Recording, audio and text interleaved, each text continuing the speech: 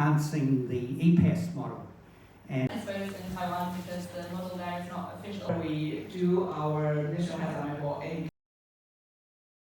which ties into the testing and external expert that I guess still Available for the public. Between people using kind of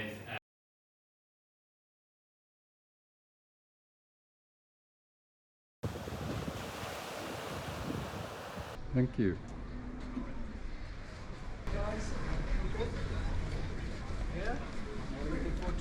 And you will stay for the full trip.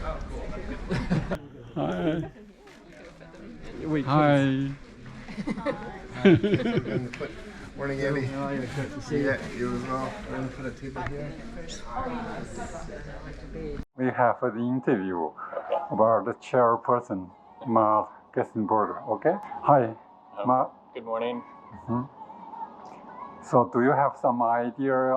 Can you introduce about this meeting briefly from the background to what happened recently in New Zealand? Yeah, so this is our 9th annual seismic hazard meeting between Japan, Taiwan, and New Zealand. So we've rotated each year between different countries, and we're back in Napier, New Zealand this year, and we've had 55 attendees, I think, and so far we've had some excellent discussion around different things that we've done for seismic hazard modeling in each country, and I think we're learning a lot about what each other does and helping our own models by doing so. Okay. Do you think this kind of meetings benefit for New Zealand?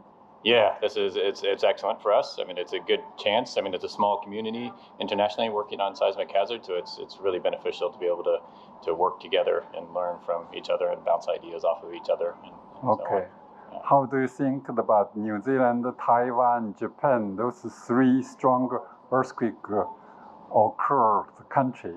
Yeah. And, what's your opinion about them?